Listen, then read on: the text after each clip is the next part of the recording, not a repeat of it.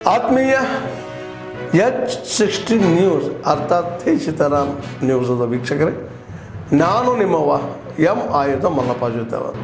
ತಾವು ಈಗ ಸುದ್ದಿಗಳ ಲೋಕಕ್ಕೆ ಎಂಟ್ರಿ ಹೊಡಿತಾ ಇದ್ದೀರಿ. ಈ ಸುದ್ದಿಗಳನ್ನು ಪ್ರತಿಯೊಂದು ನೋಡೋ ಜೊತೆಗೆ ನಿಮ್ಮ ಅಭಿಪ್ರಾಯಗಳನ್ನು ಹಚ್ತಾ ಇರಿ. ಯಾಕಂದರೆ ಈ ಸುದ್ದಿಗಳು ನಿಮಗಾಗಿ, ನಿಮ್ಮ ಬದುಕಿಗಾಗಿ, ನಿಮ್ಮ ವೈಚಾರಿಕೆಗಾಗಿ, ನಿಮ್ಮ ತಿಳುವಳಿಕೆಗಾಗಿಯೂ ನಿಮಗೂ ಗೊತ್ತು. ಜೊತೆಗೆ ನಮಗೂ ನಿಮ್ಮೊಂದಿಗೆ ಇದೊಂದು ಮಾತಾಡುವಂಥ ಜೊತೆಗೆ ಸುದ್ದಿಗಳನ್ನು ಬಿಡುವಂಥ ಕೆಲಸ. ಈ ಕೆಲಸದಲ್ಲಿ ನಾವು ನಿಮ್ಮೊಂದಿಗಿದ್ದೀವಿ ಅಂತ ಹೇಳ್ತಾ ನೋಡ್ತಾ ಇರಿ ಸುದ್ದಿಗಳನ್ನು. ಅವರ ಆತ್ಮಕ್ಕೆ ಶಾಂತಿ ಸಿಗಲಿ ಅಂತೇಳಿ ನಾನು ಪ್ರಾರ್ಥನೆ ಮಾಡ್ತಾ ಇದ್ದೀನಿ.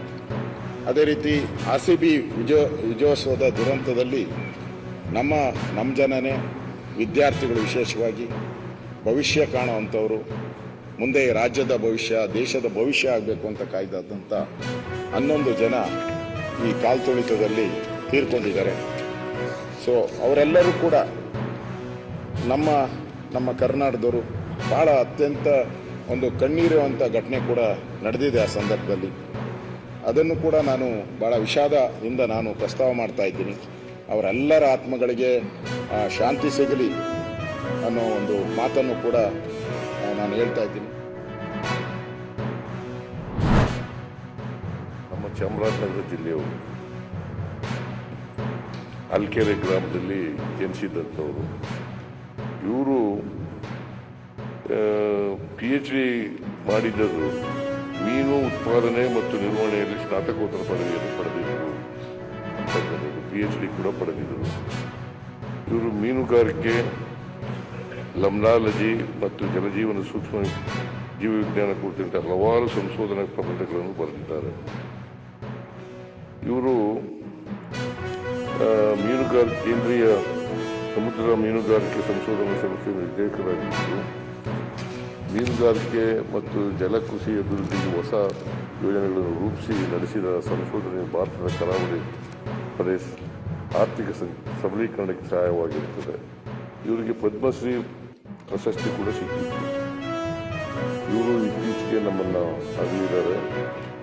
ಅವರ ಆತ್ಮಕ್ಕೆ ಚಿರಶಾಂತಿ ದೊರಕಲಿ ಅಂತೇಳಿ ನಾನು ಪ್ರಾರ್ಥನೆಯನ್ನು ಮಾಡ್ತೇನೆ. ಅಂತ ಹೇಳ್ತೀವಿ ನಾವೆಲ್ಲದಕ್ಕೆ. ಇವತ್ತು ಸುತ್ತುಗೋಡೆ ಹಾಕಿದ್ದೀವಿ, ಫೆನ್ಸಿಂಗ್ ಮಾಡಿದ್ದೀವಿ ಅಂದರೆ ಅದು ಸುರಕ್ಷಿತವಾಗಿರ್ತದೆ. ಭಾಳ ಅವಶ್ಯಕತೆ ಇದೆ. ಯಾಕಂದರೆ ಅರಣ್ಯ ಪ್ರದೇಶ ಬೆಳೀತಾ ಇಲ್ಲ. 21% ಮೇಂಟೈನ್ ಮಾಡಿದ್ರು ಅದೊಂದು ದೊಡ್ಡ ಸಾಧನೆ ಅಂತ ಹೇಳ್ಬೋದು. 33% ಭೂಭಾಗದ ಅರಣ್ಯ ಇರಬೇಕು ಅಂತ ಹೇಳ್ತಾರೆ ತಜ್ಞರು. 21% ಇದರಲ್ಲೇ ಕಡಿಮೆ ಹಾಕೊಂತ ಹೋದ್ರೆ ಮುಂದಿನ ಪೀಳಿಗೆ ಶಾಪ ಆಗ್ತದೆ. ಯಾಕಂದ್ರೆ ಒಬ್ಬ ವ್ಯಕ್ತಿಗೆ 7 ಮರಗಳು ಬೇಕು ಅಂತ ಹೇಳ್ತಾರೆ. ಮರಗಳಿಂದ ಏನಾಗ್ತದೆ? ಇವತ್ತು ಮರಗಳು ನಮಗೆ ಆಮ್ಲಜನಕ ಕೊಡ್ತವೆ. ಇವತ್ತು ನಮ್ಮ ಪ್ರಾಣವಾಯು. ನಾವೆಲ್ಲ ಈ ಭೂಮಿ ಮೇಲಿದ್ದಂಥ ಎಲ್ಲ ಜೀವ ಜಂತುಗಳು ಬದುಕಬೇಕು ಅಂದರೆ ಆಮ್ಲಜನಕ ಬೇಕಲ್ಲ. ನಿಷ್ಠಾವಂತ ನಾಯಕರನ್ನು ಕಳ್ಕೊಂಡಂತಾಗಿದೆ. Doctor K. ಕಸ್ತೂರಿ ರಂಗನ್ ಅವರು.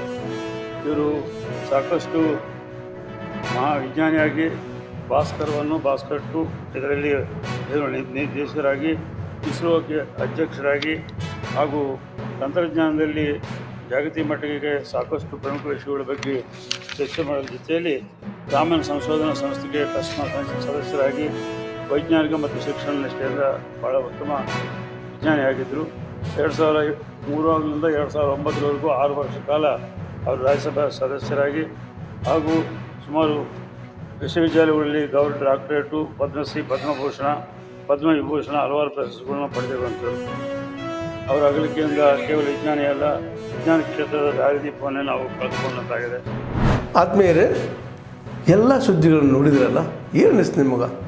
ಇದರಲ್ಲೇ ನಿಮ್ಗೆ ಲೈಕ್ ಆಗಿರ್ಬೋದು, ಡಿಸ್ಲೈಕು ಆಗಿರ್ಬೋದು, ಕಾಮೆಂಟ್ ಬೇಡಪ್ಪ ಅಂತೂ ಅನಿಸಿರ್ಬೋದು, ಕಾಮೆಂಟ್ ಮಾಡಬೇಕಪ್ಪ ಅನಿಸಿರ್ಬೋದು, ಶೇರ್ ಮಾಡಬಾರ್ದಪ್ಪ ಅನಿಸಿರ್ಬೋದು, ಅದು ಮಾಡಬೇಕು ಅನಿಸಿರ್ಬೋದು. ಏನಾದರೂ ಆಗಲಿ ಶೇರ್ ಮಾಡ್ತಾಯಿರಿ, ಈ ನ್ಯೂಸ್ಗಳನ್ನ ಹಂಚ್ತಾ ಇರಿ, ಜೊತೆಗೆ ಇದಕ್ಕೆ ಸಬ್ಸ್ಕ್ರೈಬ್ ಆಗ್ತಾಯಿರಿ ಅಂತ ಹೇಳ್ತಾ H60 ನ್ಯೂಸ್ ಅರ್ಥಾತ್ ಸೀತಾರಾಮ್, ಇದು ಸತ್ಯದ ಕೈಗೆ ನಡಿ. ವಂದನೆಗಳು.